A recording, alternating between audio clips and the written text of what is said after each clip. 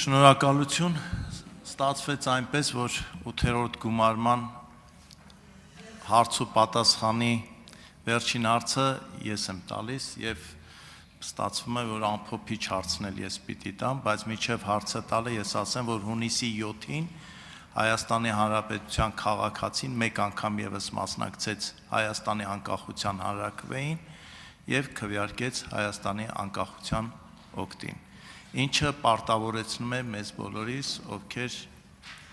այստեղ են եւ հետո լինելու են այստեղ եւ կառավարությունում։ Հիմա հարցը, որը այս ամփոփիչ նաեւ միտք ունի մեջը եւ ադեպի առաջընթաց։ Կառավարությունը 2022 թվականի հոկտեմբերից սկսած, որ 3 քայլերը, որոշումները գործերն է համարում հաջողված եւ որ 3 առաջնային կարևոր գործերը պետք է լինեն առաջիկա 2 տարվա ընթացքում, իհարկե մեկը գիտեմ դա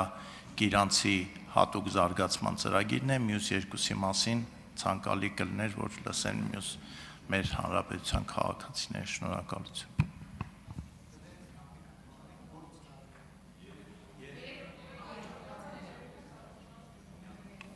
Հարցին կարձագանքի վարչապետ Նիկոլ Փաշինյանը։ Շնորհակալ եմ պարոն Նազարյան հարցի համար, իմիջիալոց եկեղեցիների մասին խոսալիս ես մտքիցս թռա, որ խոսեմ Գիրանցի եկեղեցու մասին, որտեղ տասնյակ անգամներ իմ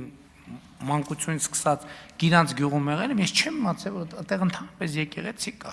որտեղ այդտեղ ինչ վիճակ ա եղել, 4 կողմը ծառեր, ինչ որ կույտ, ես որ ասել եմ այդտեղ եկեղեցի կա, ասել եմ, ոնց կարա այդտեղ եկեղեցի կա, հարյուրավոր անգամներ ես այդտեղով անցել եմ, որ ոնց կարա այդտեղ եկեղեցի լինի, որ մենք չիմանանք։ Հա, եւ եթե պարոն Նազարյանի նախաձեռնությունը չլներ, ես անկեղծ եմ ասում, համոզված եմ իջևանցիների, Գիրանցի ժողովրդի իհարկե կիմանալ, բայց իջևանցիների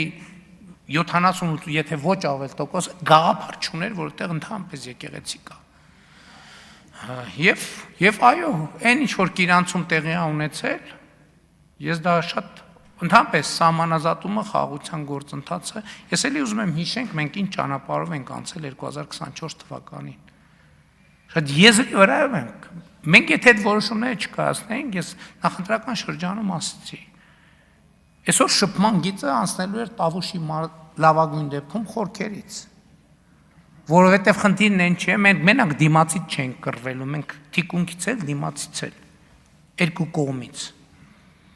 Եվ մենք այդ որոշումը կայացրել ենք, բայ ուն են մարդիկ, որ ասում են Գիրանցը դատարկվելու է, Գիրանց, այսօր Գիրանցի 50%-ի չափով տուն կառուցվում է Գիրանցում։ 51 տուն է կառուցվում։ Այսինքն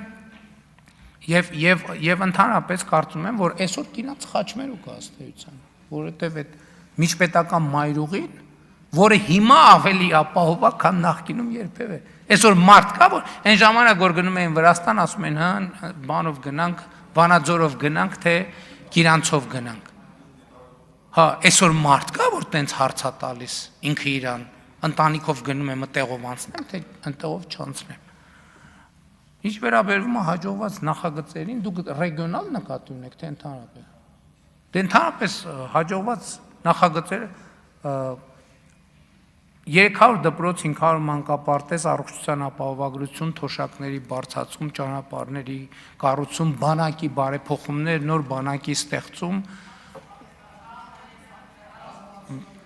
ռազմարտունաբերություն եւ այդպես շարունակ։ Երեք ինձ թիվ են ասում, թե մեր ռազմարտունաբերությունը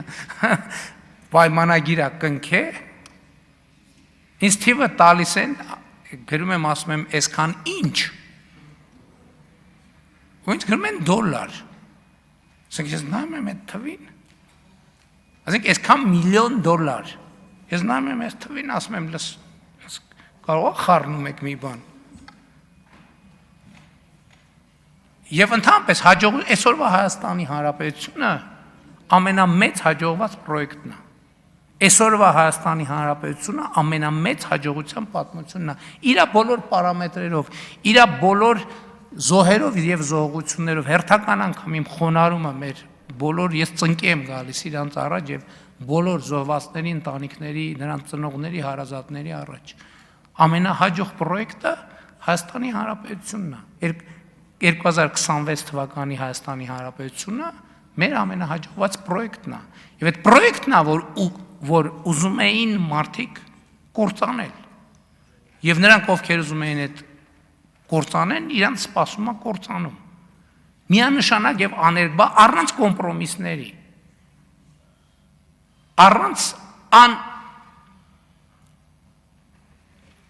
Առանց պայմանների եւ առանց նախապայմանների։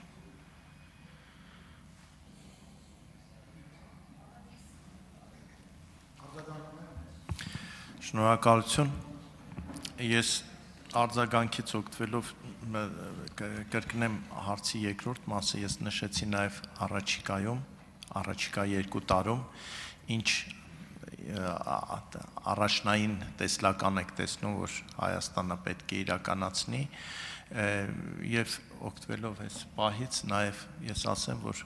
անկախ ամեն ինչից մենք պետք է դիմակայենք այն փորձությանը, որը մենք մեր ժողովրդի օգնությամբ դիմակայեցինք, սա ընտրակեղծիքներ, կաշառատվությունը եւ կաշառք վերցնելը, ես մի անգամ ասեցի առաջարկ, որպես ես ուզում եմ հնչեցնեմ հիմա, որ մենք պետք է շտապորեն կընդունենք, որ այն ուժով համակարգված ձևով բաժանել է ընտրակաշառք, ինքը ոչ միայն զրկվի քաղաքական գործունեությունից, այլ ընտրացուցակում ընդգրկված առաջին 50 հոգին զրկվեն քաղաքականությամբ եւ հասարակական գործունեությամբ զբաղվելու իրավունքից, որովհետեւ դա հենց կկանխարգելի, որ սրանից հետո որևէ մեկը համաձայնվի, որ իրենք պետք է ընտրակաշառք բաժանեն։ Շնորհակալություն։ Շնորհակալ եմ, պարոն Նազարյան։ Այո, առաջին հարցերից մեկը այդ քրեա օլիգարխիկ ռեժիմը վերջնականապես եւ անվերադարձ արմատախիլ անելն է։ Հաջորդիվ խաղաղության հետագա ինստիտուցիոնալացումը, թրիփ նախագծի իրագործումը, սահմանների սահմանազատումը եւ սահմանների բացումը, հաջորդ 300 դպրոց եւ 500 մանկապարտեզի կառուցումը, այսպես հիշողությունով եմ ասում, էլի, ջրային ռեֆորմա, մեր առաջիկա ամենամեծ անելիքներից մեկը ջրի հետ կապված ոռոգման ջուր, խմելու ջուր եւ ջրահեռացում, ջրամբարների կառուցում, ջրի կուտակում եւ ջրի կառավարում։ Ահռելի մեծ թեմա է, ահռելի մեծ թեմա, եւ բայց խնդրում եմ որևէ մեկը ակնկալիք չունենա, թե 1-2 տարում այս հարցը լուծել։ Ահա որ մեծ մասշտաբը մենք եկեք պատկերացնենք խնդրի։ Ահա որ մեծ մասշտաբային խնդրեմ է, բայց ինչքան ու մենք սկսել ենք, այս է կարևորը, այս էլ է կարևոր։ Այնեն չէ՞ էլի, որ մենք իմ ընտրություններից հետո հիշեցինք, վայ, բա ջրի հետ կապված խնդիրներ կան։ Միլիարդների, տասնյակ միլիարդների ներդրումներ են արվել եւ պետության վերելքը նոր որակի պետություն ստեղծելը եւ այսօրվա մեր ունեցածի վրա իհարկե կառուցելը անվտանգություն եւ բարեկեցությունը զարգացնելը եւ իրական Հայաստան դարձնելը եւ պետության հարատեվությունը ապահովելը։ Շնորհակալ եմ։